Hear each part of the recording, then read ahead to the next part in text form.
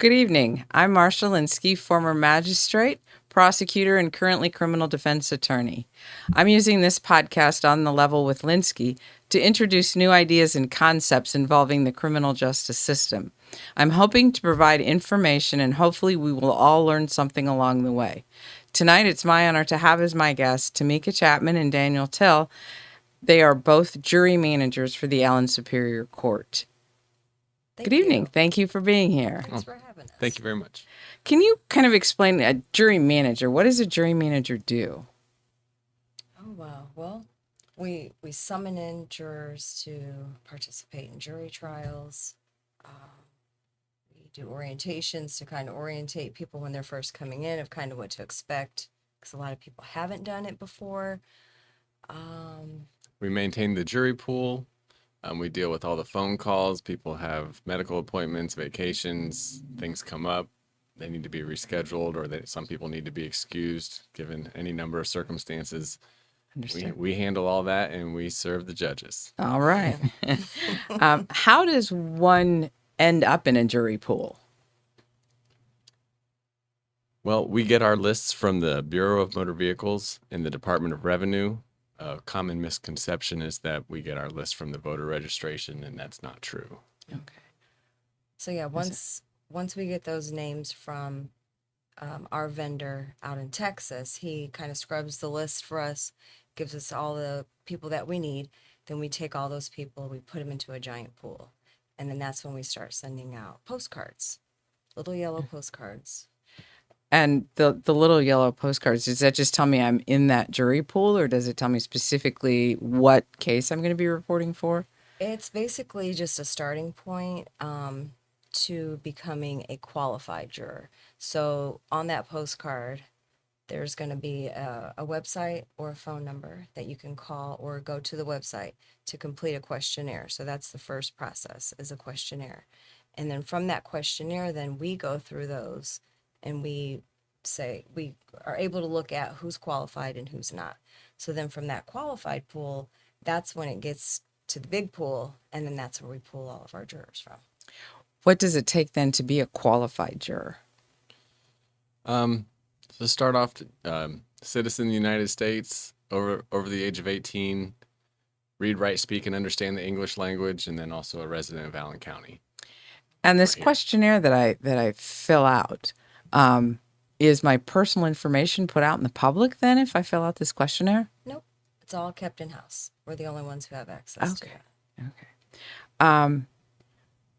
Then out of this big pool, do you call in the entire pool when there's a jury trial, or do you parse out a segment of it? How does that work? Well, it's kind of dependent on what we have scheduled for that week. So if we've got, a couple criminal trials and a civil trial, then we call in however many people that we determine that we need for that week. So that could range from anywhere from 100 people to 250 people in a week. So once we determine what the judge's needs are, then we go through all the trials that they have and figure out, okay, well, they've got this on their calendar, so now we need this many people for this judge, this amount for this one. So if we call in 200 people, once those people come into the courthouse, then we separate them randomly to each judge, and we give each judge the amount that we've kind of determined over the years of doing this, how many they're going to need for whatever kind of trial that they're having. Is it common that some kinds of, especially in criminal trials, some of the criminal charges, what the nature of the offense is, has an impact on how many jurors you're going to have to pull into that particular day? Yes, I would say that for sure. If it's a case that involves violence, or probably violence is the worst one. Okay. I mean, we're going to need more people most likely because, say it's a domestic violence case. Many potential jurors know somebody or themselves have been involved in a domestic violence case, and so you have to make sure that you have enough to kind of cover what you're going to lose, and hopefully have enough left over who haven't had that experience or knowing somebody that's been a part of that. Won't end up having a conflict or being somebody that's likely to be stricken by one side or the other. Right. Then, Maybe they feel they can't be impartial. Yes. So if I'm put into a jury pool, how long do I stay in the pool? It's actually Well, not a term. I'm yeah. going to No, take over nope, for you. nope. Go right ahead. What I tell people on the phone is that it's actually not a term. We operate on a 1 day or 1 trial system. And so if you're called in, like say you get a summons and you're asked to report, when you're dismissed, whether it's before the, while the trial is ongoing, you're dismissed, not needed as a juror, or you're dismissed at the end after the trial is completed, then you're done with us for at least 2 years. Okay. But if you're not needed for that first summons, then your name goes back into the jury pool, and in a future date, you'll receive a new summons. And if you're not needed the second time around as well, then you're done with us for 2 years. Okay. Okay. So it's not really a term, but Okay. it's just how it shakes out. Some people are in there for 4 months and they get summoned 2 times and they're not needed and they're done. And some people are in there for a year. So when, say a panel comes in, that's my second day that I've come in. So I'm out of the jury pool at that time. Right. Then do you randomly add another person in for every person that's out? Do you add another one in, or is there a new pool that's selected at intervals? We kind of have an ongoing pool, and we kind of like to keep it at a certain level so that we don't get too low and you don't want to get too many either. We try and keep what we need, if that makes sense. We don't want to overdo it and make too much work for ourselves, and we don't want to have too little and then kind of be caught like, oh gosh, what do we do? Yeah, and you made it a long time ago. Jurors used to be called in for the quarter. Right. And then however many times they would end up serving, it got to the point when I was in the prosecutor's office, you'd walk in to start a jury trial and be like waving at people that you've seen for the last 2 months. And I don't think that, and then every quarter there was a new pool that was selected. That isn't a system that exists any longer. Like we revamp our pool like in each November of the year. So it's around November, middle of November. Our vendor will go in and he'll take everyone that we have maybe only used one time for that calendar year, and he'll put those into the next upcoming year. And then we start sending out postcards to start a brand new wheel. And we'll send out 1,000 to 2,000 a week for about 2 months to rebuild a brand new pool for the next new year. Okay. So Interesting. there's some people that get recycled and some don't because they've gone through it twice as far as getting a summons 2 times, or they've served already in that calendar year. But if they've only gotten one summons and they've been canceled, then more than likely we're going to carry them to the next year. Okay. Understood. And then once they get that second summons then for that new year, then they're done for 2 years. For 2 years. Okay. So it is possible to come back to serve more than once or be part of a jury pool more than once. Mm-hmm. Yeah. Some people, they'll call and say, well, I just did this, last year. And we'll look up and it was maybe 5 years ago. Okay. You know what I mean? Time flies whether you're having fun or not. Right. So, there seems to be some people that, and we can't explain it. It's just kind of the science behind the jury system. But some people do get them more often than others. Some people are 50 years old and have never gotten anything. So it's that random. Now, this summons that gets sent out that lets me know I'm assigned to a particular case.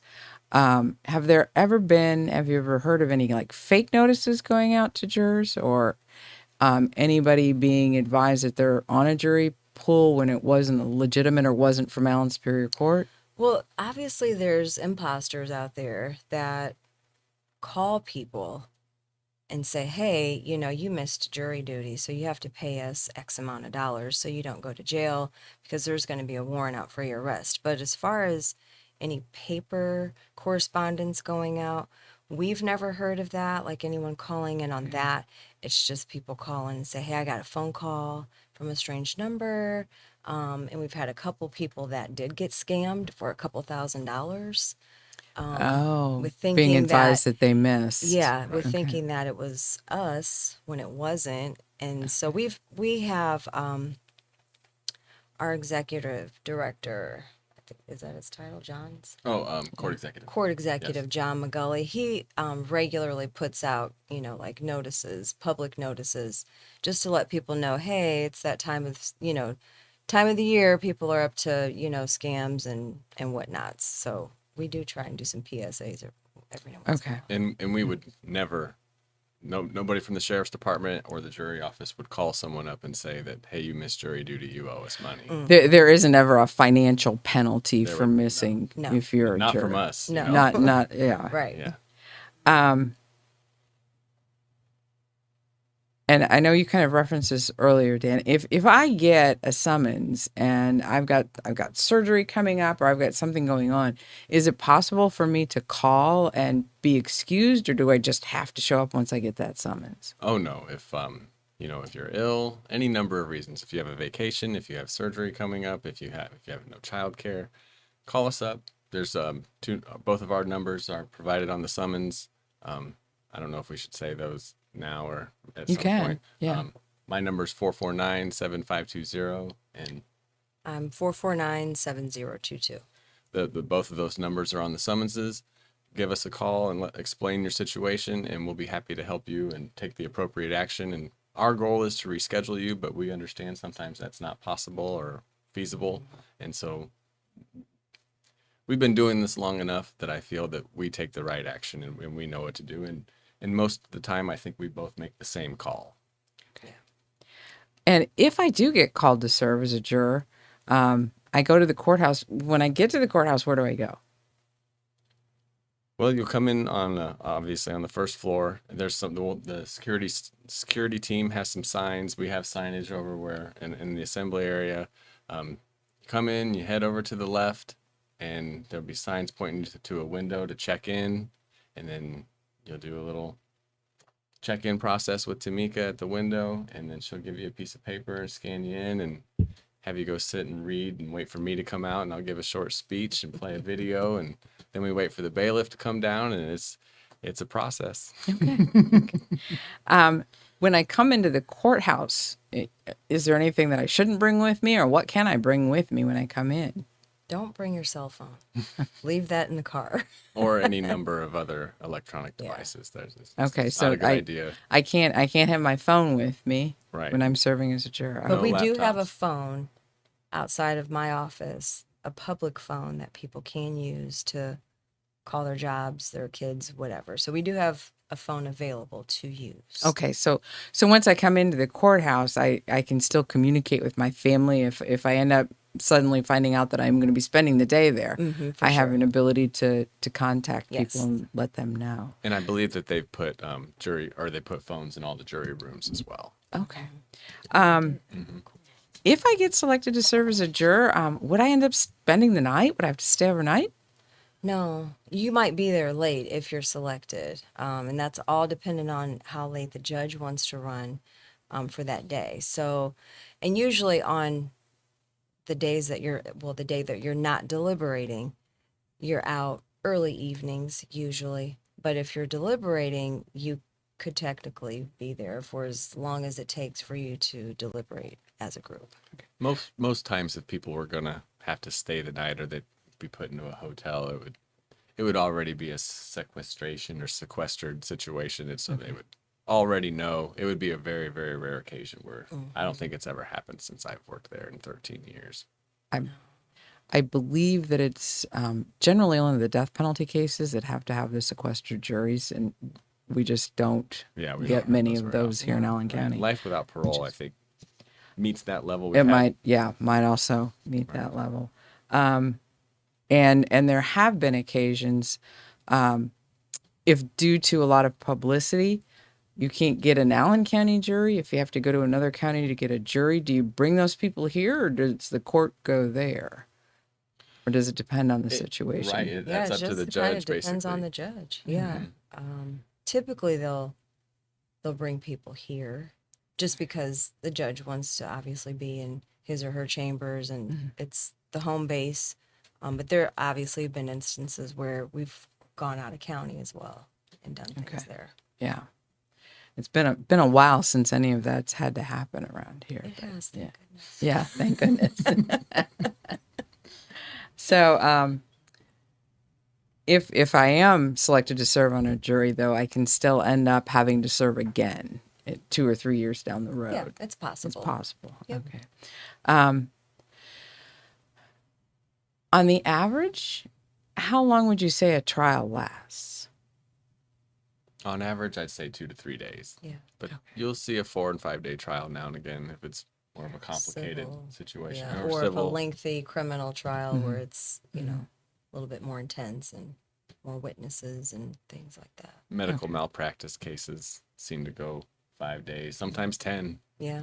What kind of cases most often have a jury trial? Criminal cases for sure. Oh, yeah. It seems like we do a lot of murder cases. Mm-hmm. I would say, honestly. Have you seen?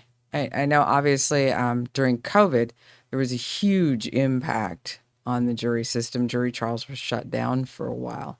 Yeah. Did you have to change a lot of the policies and protocols during that time? We did go to we went to a format where we had like 3 panels of people coming in for the day. So it would be like 9, 1, and 3 or something like that. Right. And 3 it would panels be- of 25 yeah, or so. 25 people. We had distance with the Right. chairs. We taped out all the courtrooms and X'd things out. And we did a lot of different things. Because most of the courtrooms are set up where there's a jury box with 12 or so chairs in it. Right. And during that time with the distancing during COVID, the gallery actually became the jury box, didn't it? It did. That's right. Yeah. Yeah, it did. It also became the deliberation room, the lunch room, the dinner room. So, That was where we had the most space. yeah, Yeah. yeah. Yeah. Yeah. It changed. It's kind of interesting too, as someone who practices in the courtroom. With the jury box, you have an area to actually focus your attention on. Right. When you spread them out in the gallery, all of a sudden, the way the tables are set up, you've got people sitting with backs to jurors. Yeah. You've got people, sideways to them. And I think they actually had the witnesses testifying out of the jury box. They if did. I- correct. Yeah. Yeah, they sure did. Yeah. So, It was different.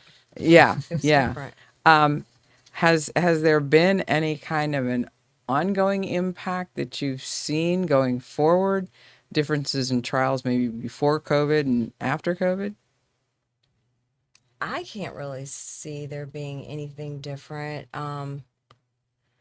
We were glad to go back to normal Yeah, for sure. yeah, Have kind of- one reporting a day and instead Yeah. of 3 assemblies and yeah. I kind of feel though we've always had a great turnout with jurors as far as people coming in, but the pay has increased. It's actually doubled now. Really? So it used to be 15 for coming in, and then it would be 40 for each day that you actually served. So now it's 30 30 to come coming in in, and then $80 each day. until day So- 6. Day 6 is 90 per day. Yeah.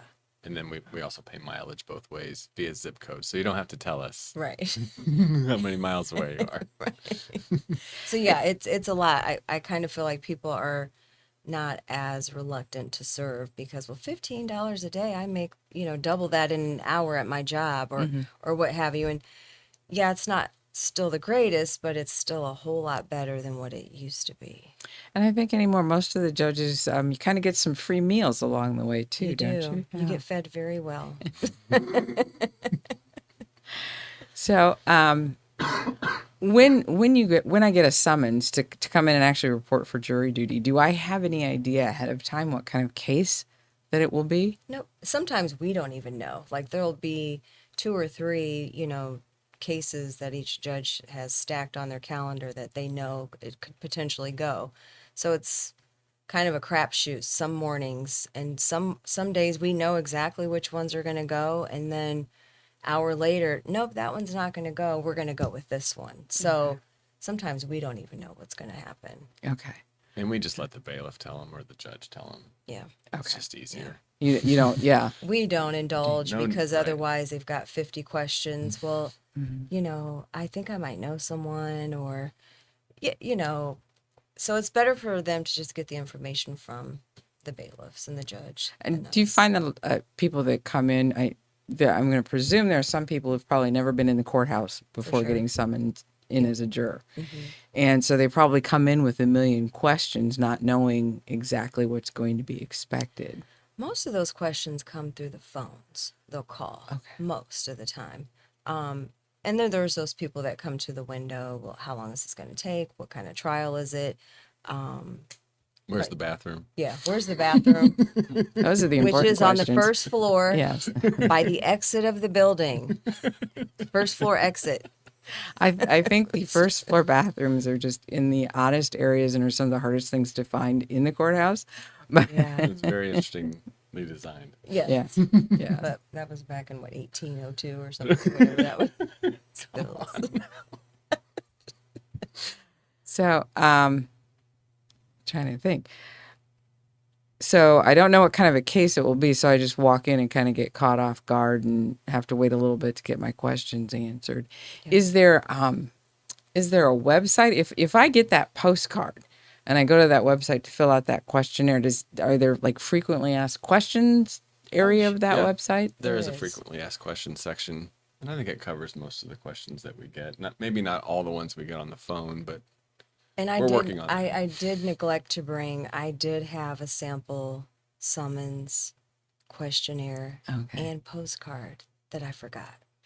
And with that questionnaire, because the copies of those will be provided to attorneys who are participating in the trial. correct. So is my name then on that questionnaire? No. No, That's we all we block out the name and the address, and Our any system blocks signature. all that out. Right. It comes completely blank. So the only thing that it will be there is Fort Wayne, Indiana, or New Haven, wherever you're at in Allen County. That's the Okay. only thing that'll be there. Okay.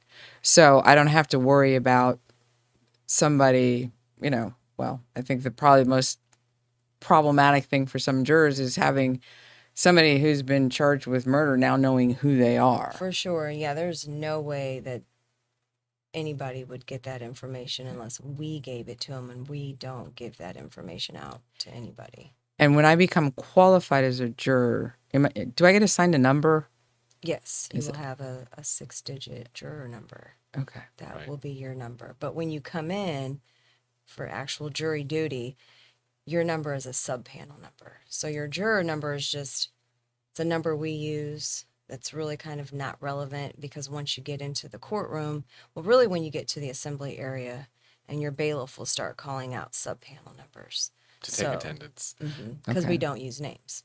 Okay, so even when I'm checking in, when the bailiffs are looking for me, I'm not going to be called out by name. No, you're Okay. juror 6 or whatever you are for that day. Okay. And for the duration of, now some bailiffs, I mean, they'll get personal with, their jurors because they're together for a couple of days. But again, that information is not, it's not written anywhere. It's not taken down on anything. So you come in as Marcia with the bailiff. That's just that. Okay. So And the bailiffs that you've referred to, they're generally, are they court employees or sheriff's employees? they're sheriffs. Sheriff's Department employees. They do have, at least they did in the past, they would have like civilian officers, but we haven't had those for a long time. Like retirees that just wanted something to do in the mornings, they would come in as a bailiff, but we don't really have that. And they kind of watch out for and make certain that if I'm selected to serve for this particular case, that I know where I need to be, when I need to be, yeah. and Yeah, and if you're there late at night or it's dark or whatever, the bailiffs will, walk jurors to the parking garages or wherever they're parked just to ensure that they get to their cars safely. So yeah, they're there with them from the beginning to the end. Okay. So it's not something really, I know for a lot of people it can be very intimidating, the thought of Sure. having to go serve Yeah. as a juror, but the court system, the judges, the bailiffs, jury managers, all devote themselves to making these citizens who come in feel comfortable, feel welcome in the Yes. courthouse. Yes. Absolutely, as much as we can. Yeah. Because we don't want it, to make anyone feel uncomfortable or unsafe. because then the word gets out like, oh, you don't want to serve with them because they just kind of leave you, leave you and you just don't really know what you're supposed to do. So we don't want that type of exposure. So we make sure that everyone is very well taken care of. Okay. Okay. So that's nice to know, because I know sometimes people are hesitant. Sometimes people just, don't want to respond. Do you ever have people, when you send out that postcard, do you know if everybody then fills out a questionnaire or not? We don't. Yeah. It would be, it's kind of hard to know. I mean, you send out 2,000 postcards. I wouldn't even begin to know how to actually go through and figure out who didn't, So we will occasionally send out second postcards just as a reminder, like maybe you lost it or. But generally, we get a great response. Yeah. Okay, good, good. And I guess to help you guys out, I'll kind of explain for some of the people too, when it comes to you get called in, you become part of that panel. The bailiff takes you up to the courtroom. The attorneys involved in the case will ask a series of questions, whether it's a civil case or a criminal case. I always ask potential jurors basic questions that attach to the case, trying to ascertain, can you be a fair and impartial juror in a case of this type, whether it's personal injury, whether it's murder, whether it's theft case. And most of the questions are designed around just trying to see, is there something about, you that you really wouldn't feel comfortable in this situation having to make this kind of a decision. So a lot of the questions that Tamecca and Dan were talking about that they're kind of hesitant to answer. Am I going to have to do this? What if I don't like this? What if I can't do? That becomes more of the job for the attorneys. Correct. During the process, voir dire being the fancy term for it, also known as jury selection. Right. But yes, so if anybody is wondering why Dan and Tamecca aren't answering a lot of those questions, it's because that's territory that gets covered eventually. Correct. Yeah. For sure. And it's best for a lot of that to be taken care of on the record rather than down at the jury Yes. assembly area. Yes, because once you're in the courtroom and things are going on, everything's being recorded. I know that there can be some occasions, I think in civil trials, where voir dire may not be recorded, but in criminal trials, I think it traditionally always is. Okay. So, yeah. Yeah. Little minor difference. The worlds all have to be different. Yes, they do. Yeah, Keeps it interesting. it does. So, okay. Well, I do want to thank you both for being here today. Thank you. This has been very informative and very interesting. I'm hoping everyone has learned some new information, and that having heard some of this information, knowing that this website's out there, can answer some questions, knowing that there are people that you can call to have answer your questions, that when you get that summons, when you get that postcard, you'll look at this as being, yes, this is my civic duty. I'm honored and I'm proud to be called, because for most people, this truly is a once-in-a-lifetime opportunity and something that should be taken advantage of. As somebody who spent a lot of time working in a courtroom, handling jury trials, it's great to have this mix of people, to have these people who are willing to come in and participate in the process. So having people to make that a more comfortable journey is just great. So thank you for what you do. Oh, thank you. Thank you. Appreciate it. Thank you for being here this evening. Thank you. Thank you so much. Yes. So this is it for this year. We won't be back until the end of January. I do want to thank you for watching tonight. This has been On the Level with LINSKY. We'll see you next time.